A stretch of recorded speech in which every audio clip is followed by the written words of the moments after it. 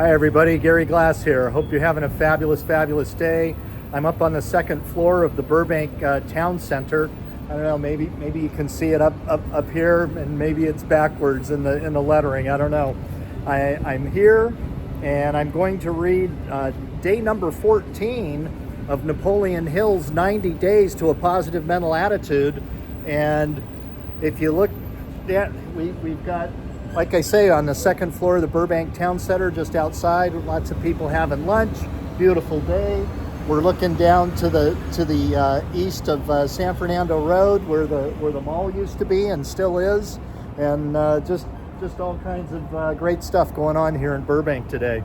So here we are, day 14, and today's article in our 90-day series of articles is initiative.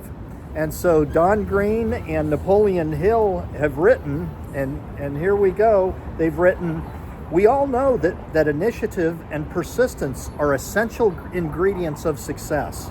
It's an easy concept to understand, but one that can be very difficult to put into practice when no one believes in you but you." Tom Lehman is very hot on the professional golf circuit these days, but for years he fought self-doubt and depression and barely eked out a living. For 8 years, and 5 of those in a row, he couldn't qualify for the PGA Tour, and it was just 6 years ago that he was ready to quit golf altogether. He was so discouraged that he applied for a job as a golf coach at his alma mater, the University of Minnesota, at a salary of $29,000 a year. But he still struggled on the professional golf circuit. He told golf writer Jeff Rood in an article in Northwest Airlines World Traveler magazine that he couldn't remember ever having more than $4,000 or $5,000 in the bank. Can you imagine that these days? If you only had $4 or $5 grand in the bank, be kind of tough, huh? Then something happened. It didn't come in a blinding flash of light with a message written in the clouds. It was much more mundane. Late in 1990, with very little money in the bank, as he struggled to make the cut in the PGA Tour qualifying tournament finals, his caddy said something that changed his life. He said, "Why don't you play like a champion?" What a great comment. What a great thing to say, and a great thing to have said to you. And maybe that's something that you can take to heart. Why don't you play like a champion in whatever area in your life that you want right now? Maybe it's you're wanting a better relationship. Why don't you play like a champion in relationships? Maybe it's a thing in your business. Why don't you play like a champion in your business? Maybe it's athletics. Maybe you're running 10Ks or you're doing triathlons or something. Why don't you play like a champion in whatever it is that your dream is? Amazingly enough, and here we continue with the story, Lehman made the cut that year. By 1992, his earnings on the PGA Tour were well into 6 figures, and in 1994, he passed the $1 million mark.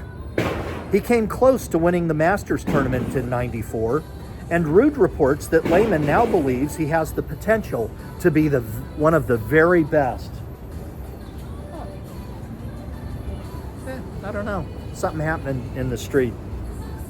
Lehman says in World Traveler, "It's gotten to the point now that if I play well, I've got a great chance to win any tournament I get involved in." Success in any field usually comes at a very high cost. Just like Napoleon Hill says in Think and Grow Rich, if you want something, you can go get it, but you have to pay the price. There's no free lunch in this world. You've got to pay the price to get what you want. We continues, "If you study the lives of great achievers, you'll often discover that they, like Tom Lehman, the PGA golfer, tried and failed many times before making it big. They worked long after the others had given up and gone home, preparing themselves so they would be ready when their time came. That's the power of persistence. The engine that drives success is personal discipline. It is the willpower, the determination, the strength of character that compels you to stay with the job until it's finished. Most important, it is the personality trait that sustains you when you take charge of your life. If you are a disciplined person, you know you can react positively to the most negative of situations. You can handle whatever comes your way. There is no easy way to develop personal discipline. It's the result of forcing yourself to do the right thing, to take the initiative to accomplish something when you'd much rather be doing something else. That reminds me, I can't remember the coach's name from Alabama. It's, boy, I can see him so clearly, but he would always say, you need to learn to do the right thing in the right way with the right attitude. And if you can do that in sport, and you can learn that to do that in life, that you can succeed at virtually anything. Anyway, the article continues. Personal discipline is developed one act and one day at a time until it becomes a habit to listen to your inner voice when it tells you to get going and take positive action instead of procrastinating and putting off until tomorrow what you should be doing today. Developing personal discipline is made more difficult because discipline does not usually provide instant gratification. In fact, the first feedback you receive may be negative as others try to persuade you to forget about work and do something that is more fun. Nevertheless, if you stick with it, the rewards of personal discipline do eventually come. Those who can discipline themselves to perform difficult tasks, to do what needs to be done regardless of what others may say, are the people who earn the respect and big promotions. They become the leaders. And I would suggest that they're becoming the leaders not only in their careers, in their businesses, but in their life. They're able to become champions in their relationships. They're able to become champions in their health. Just wonderful all the way around. We'll continue with the article. Making the decision to change your life is the easy part. But you know what? You've got to decide, and you've got to commit to that decision. Getting the job done is a lengthy, lonely, tedious process that requires a commitment that will sustain you no matter how tough things get or how much you are tempted. The habits you're trying to change have been developed gradually over a long period of time, and they will be eliminated the same way. In fact, most of us don't recognize our habits as such until they are so firmly ingrained that they are extremely difficult to break.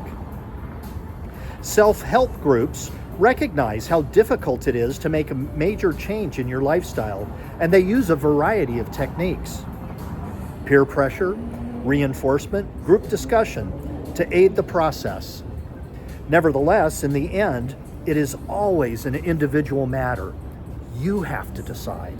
You have to make that decision, and you have to commit to that decision. And as you continue to repeat and go into the implementation of that decision, you're going to end up making these things into habits, so that you end up really truly moving forward in whatever decision that you've made, and moving forward toward whatever goal that it is that you want. Again, whether it's in business or relationships or physical fitness and health. The article goes on, we must break habits the same way we formed them. One drink, one cigarette, or one Twinkie at a time. To think that we must immediately stop drinking, smoking, overeating, or indulging in any unhealthy or destructive habit is overwhelming at first. Instead, we vow that we won't drink the next cocktail, smoke the next cigarette, or eat the next candy bar. It just has to be a baby step. Just don't do it in this moment. And then wait for the next moment to come along, and then again make the decision. I won't do that bad behavior again. We know we can avoid one destructive behavior. Beyond that, we're not sure. So make the decision one time, just one time, and then make the decision one time more. Like any goal in life, Changing your behavior is something you have to work at slowly, one small step at a time. But if you're dedicated to your goal, you can achieve it. And I'm here to tell you that's a fact. That finishes today's article. We've got 3 bullet points, 3 positive action steps that I'm going to suggest that you listen to and act on one. Act on even a little one. The first being, always do more than you're paid to do. Go the extra mile. Bullet number 2, break your old habits by replacing them with new, good habits. And it may be as simple as, I will not choose to smoke that cigarette right now. I will not choose to have that Twinkie right now. I will not choose to not exercise right now. I'll get a little bit of exercise done today. And then our third bullet point for today, build good habits one day at a time. And it's so good. Oh, and there's a beautiful song. Oh, what you do to me. Oh, if I will decide and commit to my decision. Oh, what that committed decision will do to me. It will make me successful at whatever I choose. So great to see everybody. Again, we're on the 2nd floor of the Burbank Town Center, just kind of looking down to the east of San Fernando Road. Beautiful day, nice and warm. Hope you're all having a fabulous day, and we'll see you soon. Bye-bye now.